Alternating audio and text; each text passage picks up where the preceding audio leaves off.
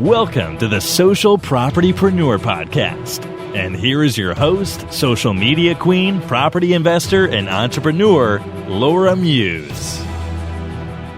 Hi everybody, my name is Laura Muse, and today I am joined with the incredible Dan Hulbert, who he's going to be, I'm interviewing for my podcast, but we thought we'd do a live stream as well. Do you want to say hello, Dan? Hello everybody, how are you all? Yes, Dan Hulbert, that's me. So Dan's done some incredible things in property. He's got over 17 years worth of building experience. He's got a property business, Whole Homes. So he's going to talk to us today about how he got into property, what's led him to where he is now, and we'll take the conversation from there, Dan, if that's okay. So that's all good. Introduce yourself, tell us about you, what you've done, how you've got to where you are now. So I suppose the easiest way to explain it is from going from the tools to titles, I suppose. So builder turn investor, if you like. Yeah, that's kind of, it all started 17 years ago on the tools. My dad was flipping properties in Southeast London. And I was curious and interested in finding out what he was doing, how he's doing it. So I jumped on the tools, learnt from the ground up, shall we say. I'm not a qualified tradesperson by any means, but, you know, I can do a lot of stuff. I'm pretty good at everything, really, to be honest. Like, it's one of those things, I think, because I'm a very practical person, I think I pick it up. I think sometimes you just pick those things up. It's like people like sometimes are just those annoying people that are really good at every sport. I'm like that with the trades. So yeah, it was not much I couldn't do. I did, not to say I enjoyed all of them, but mainly I've really enjoyed the carpentry, and I actually really enjoyed the electrics and plumbing side of things as well. But so really just starting with that, doing that very much part time. I was in an operational business in freight forwarding before that. While I was doing that, and then I kind of decided just, you know what, let's just jump on the tools. So about 2004-05, jumped on the tools full time. 2008 came around, and we just sort of had to diversify with the work we were doing, and we did work with some councils and housing associations, which was really, really dire work, but it paid the bills. Yeah. It was like void work, you know, people moving out and leaving them in a bit of a tip. So we'd go in, strip it all back out, start again. So it was all right, but it was really not very nice properties, really. And then just started doing domestic clients, like kitchens, bathrooms, extensions, all that sort of stuff. And then I went out on my own, set my own business up in 2010 as a contractor. Okay.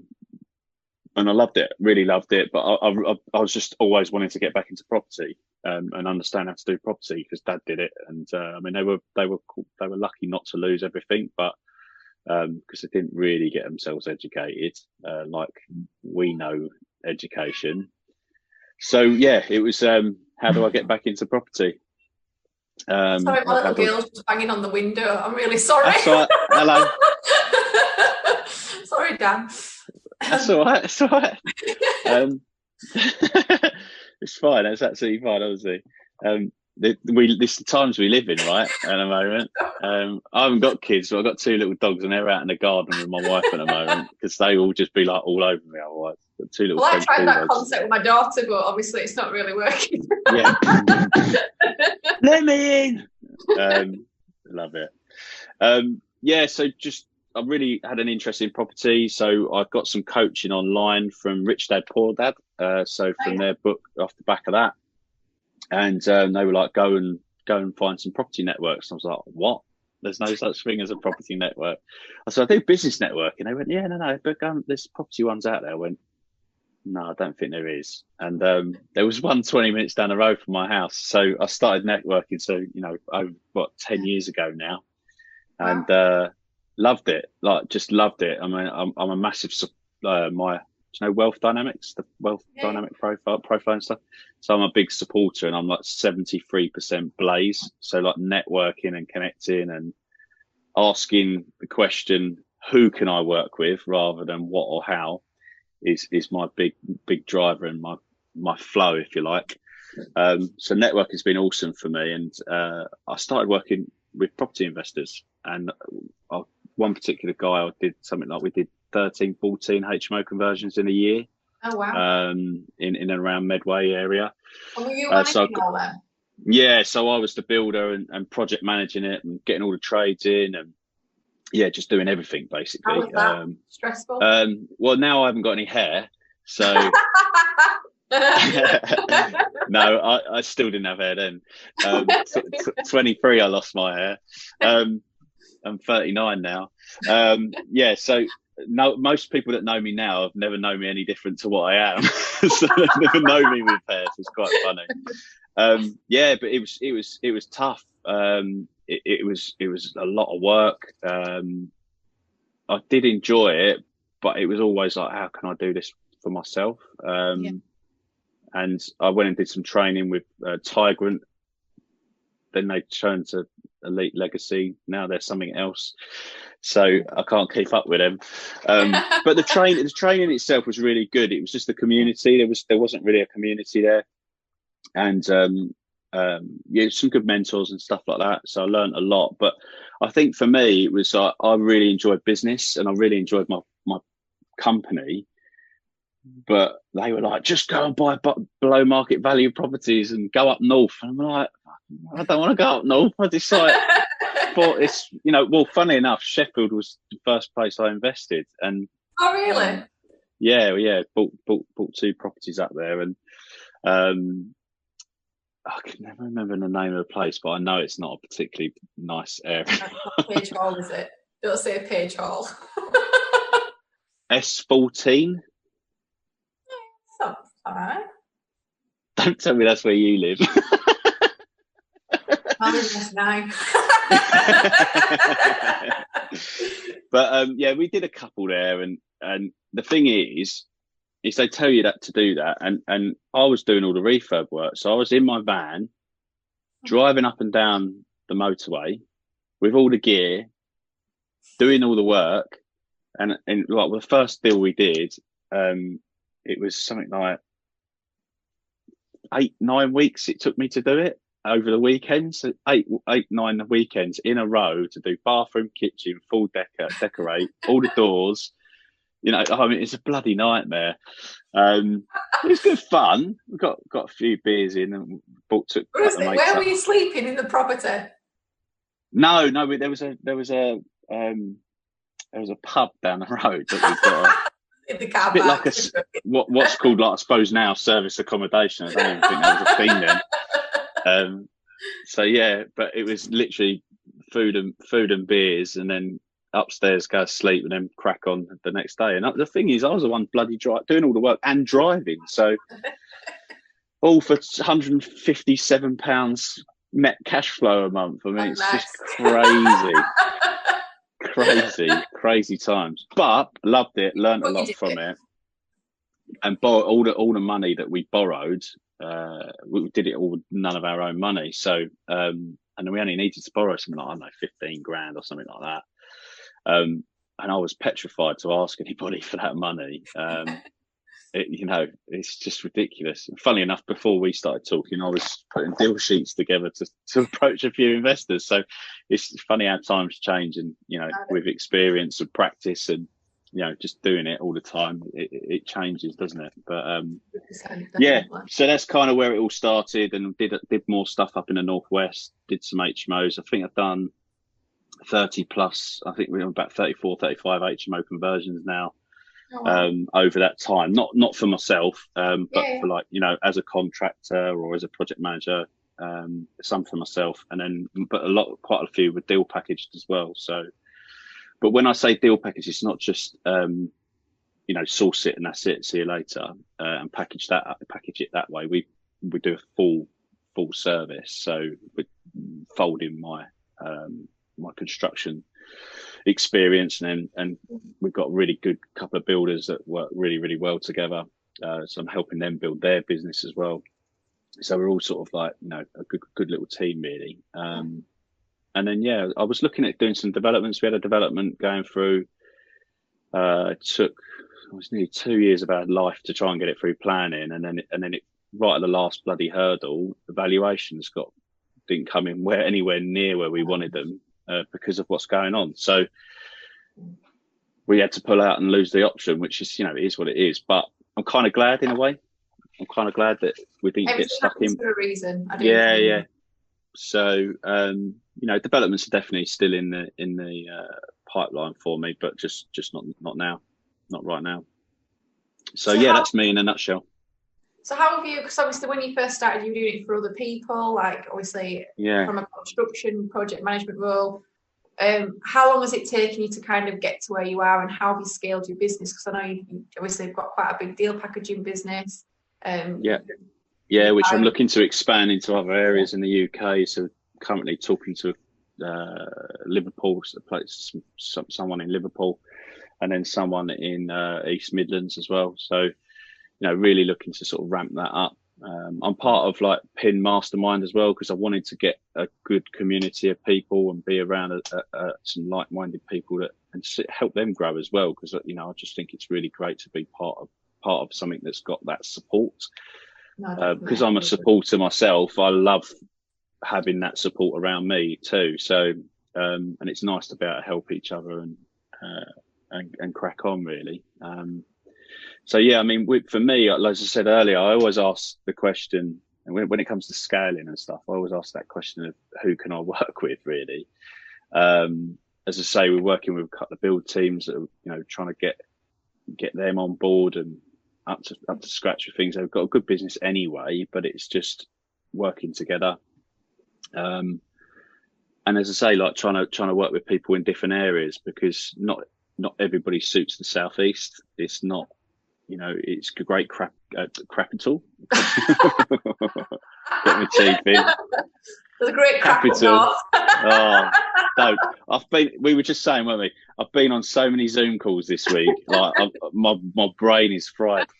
But yeah, no, it's been good. It's just about building good relationships with people. I've made a lot of mistakes with that in the past, the early doors, and lost a lot of money. And it just, you've got to, with property, I think a lot of people go in with a view of reward first, which in my opinion is the wrong thing to focus on straight off. It's about, obviously you've got to build that relationship with someone. If you're going to go, joint ventures are great, but they're not the only way, and they're not the best way.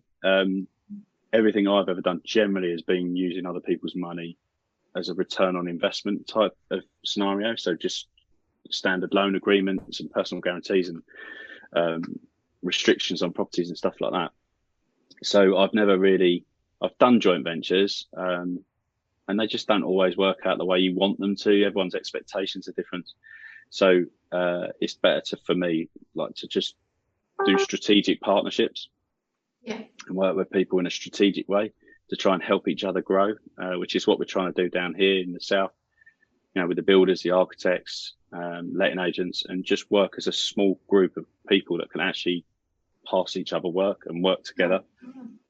I think it's a great way to do things. And then as it grows and as it gets bigger, then you start looking at how to potentially restructure and have a look at stuff like that. So, but yeah, just growing it that way and scaling it. It's just about connecting with good people, and the guys in Liverpool and the guys in East Midlands. Yeah, they're good people. They've known them for a long time. They're doing the same thing as what I'm doing, but obviously they're just doing it in their own way. But it's the values, it's the way they're doing it.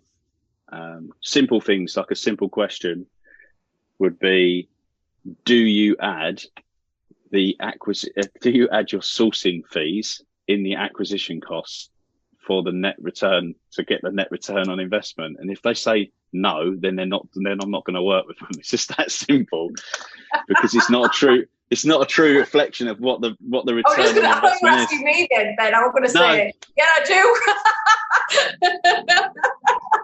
But if you're sourcing, it's like, if you're sourcing a deal, you've got to be transparent. People try and fudge the figures really, and the refurb's X amount. It's like, there's no way the refurb's that money, and that's where my experience comes in, and knowing how to price and budget. for projects. Inevitably there's always going to be a contingency built in, etc. But growing and scaling with good people is how I'm doing it and how I'll always do it. And are you meeting these people purely through networking, or are these people that you've been connected with from obviously quite a long time ago, from your background? How are you? Because obviously when people are new to property, they do struggle finding a power team, especially if you've not got any building experience. I'm lucky, my husband has always been in the trades, so we've already got a power team. But for somebody who's just starting, I think that's a bit of a downfall area where no one really helps you. Can do all the training in the world, but they can't really help you connect with trades and build up your power team in your area, really. Yeah, no, that's yeah, absolutely. I mean, everybody that I'm working with is through networking. Like, I can't stress enough how important networking is. I know there's that old adage of, your network's your net worth, but it really is like, but in a deeper sense, connecting with people is the absolute must in property. It's allowed me to connect with. I mean, I used to run it. We've recently stopped it. It's called the Property Vault, and it was originally a network, which I know you know about. And we had a podcast, and we just recently sort of knocked it on the head because we just want to focus on other things. But that all came about because it was like, my drive to network with people, and I wanted to build my profile in my local area. And some of the people that I still work with today, I've known for like 15 years, like building, like we used to network in business networks, like breakfast meetings where there was like 10 or 12 of you sitting around at ridiculous o'clock in the morning, at sort of 6 o'clock in the morning, having breakfast and talking business. And, you're like, oh, I always remember, I've got to tell this story, my first ever network meeting when I turned up, and there was literally like 12 people in the room, and I was sweating. I couldn't sleep the night before. I was really nervous, just really, really nervous. And I thought, oh God, I'm not going to be able to eat at breakfast, not that time in the morning. I got there and I was like pushing my food around my plate. And then they were like, right, now ready for everybody to introduce themselves, do a 60-second pitch. And I was like, what?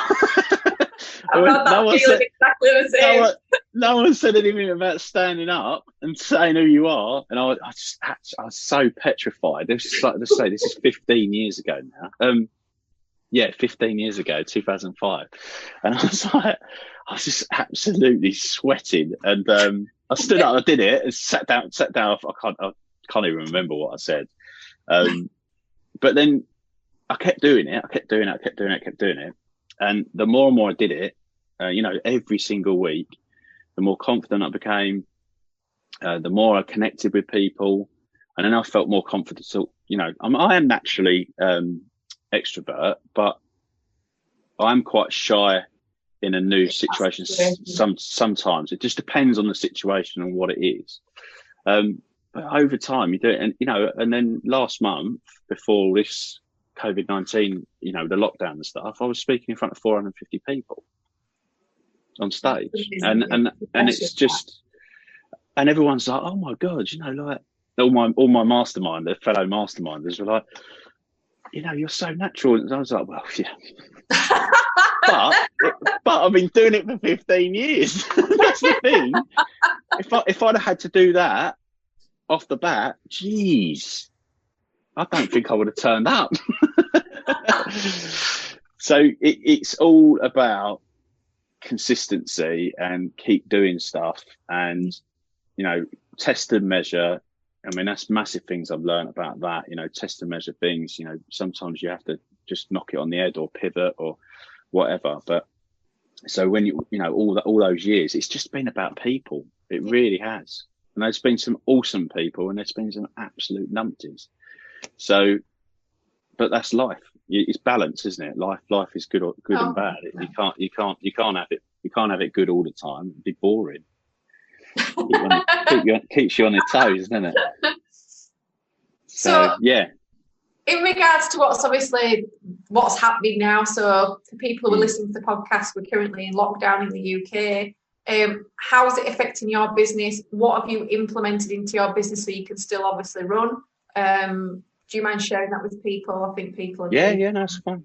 Especially with your experience, people would welcome that.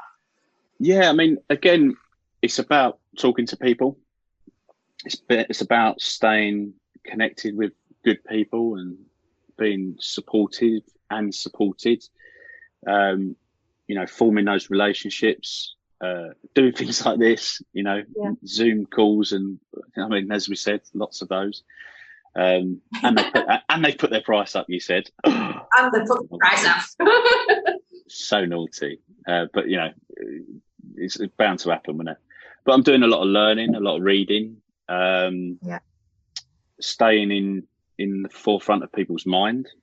So like estate agents, I'm phoning them, seeing how they're getting on, what's going on, just having a conversation. I'm not trying to find deals. I mean, obviously if something comes up, then great, but it's more about having that human to human conversation, just to see how they're getting on with stuff.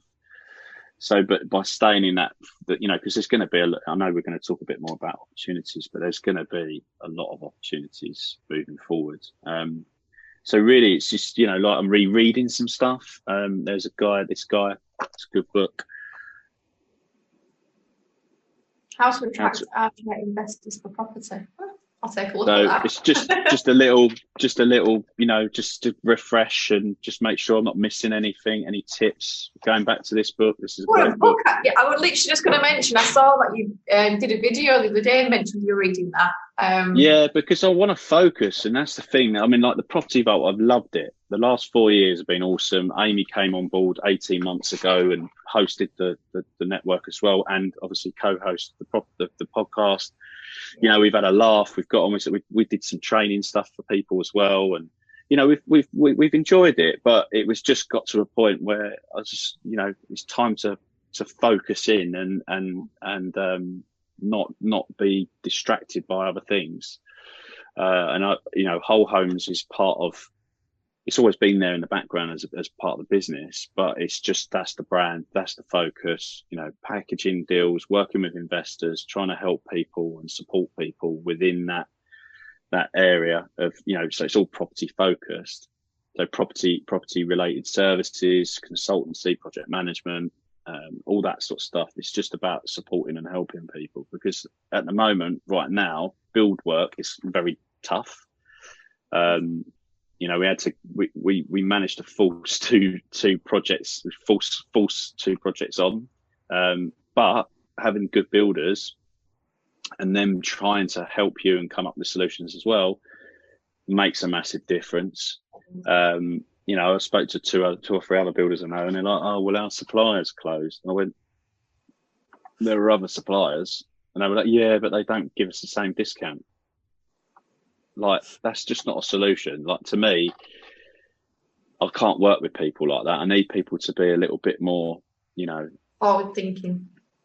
forward thinking. Yeah. Not everybody is, I get that. Like, but, in situations like this, and the old saying, "Let's go and gets tough, the tough gets going." You just got to be resourceful. Like I said to you earlier, we've got the new building.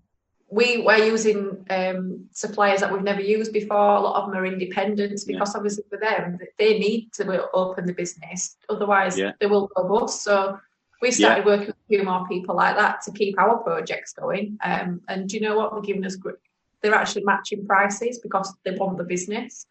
Yeah, I mean, it's not about getting discounts, is it? It's, to be honest, it's about getting it done. And you might pay £2 more for a bag of plaster, but at the end of the day, you're getting your project going. So, one of them it's her first ever investment project. It's her first ever purchase, actually. And she's doing it as a multi-let. It's only a little 3-bed multi-let, but to her, that's a massive project. And it's just explaining to her like that, how things work. And, when you're stripping out these old Victorian houses, that we've got to allow a bit more contingency, because they do tend to fall apart when you start moving things about. they're built well, but leave them alone. Don't touch. Yeah, I think people don't realise that, with HMOs, a lot of people use Victorian footprints because they are one of the best footprint as it is as a property. But they're over 100 years old, so, and they're not designed to be knocked about and walls taken out and all this sort of stuff. So you got to be extra. You've got to know what you're doing, really, because you could end up being, having deep pockets. If you haven't got deep pockets, you could end up in a bit of trouble. So that's why the business works really well with the construction stuff folded into it, because we can provide those solutions because we know what we're doing. We've seen what happens when you strip out properties, for all those years. And I'm very practical. I've been in it. I've not just been overseeing projects. I've physically been doing the work. So I know that when you take a wall down, you're going to have this, or you're going to have this, or you might find this, or you might find this. And it's just, it's having that experience and that foresight, sorry. Yeah. But, so obviously with what's going on, what opportunities, well, obviously the next 6-12 months is obviously very uncertain. It's going to be a roller coaster ride for everybody. But what opportunities in property do you see coming up? And what are you going to be looking out for? I mean, first and foremost, I think if you're looking at property or getting into property right now, get educated, like even more so. And don't apologise for being educated and trying to look for opportunity, because you've got to be understanding with people's situations, and you certainly don't want a compensation about it, but don't apologise for being educated or wanting to do more and better your life. Because there will be opportunities where there's change, there's opportunity. It's always the way. Obviously there's going to be more. There will be deals, but it's what sort of deals that you maybe want to look out for. I mean, I think when things start easing off, people will want to go on holiday. And I don't think they necessarily will go abroad because they won't trust the flights and all that sort of stuff. So I think SA could have a bit of a rise, potentially. I mean, this is just my opinion. I also think that where a lot of the companies have let their staff work from home, I think flexible working is going to become more apparent. And I think there might be an opportunity for more serviced offices. Yeah. And I don't mean like massive things. I mean like just small pods of serviced offices. And we're been thinking about it in our HMOs. Like, how can we, like maybe add some desks that fold away, or, whatever. I mean, some of the 1930s properties, they've got that really small box room that you can't really do much with.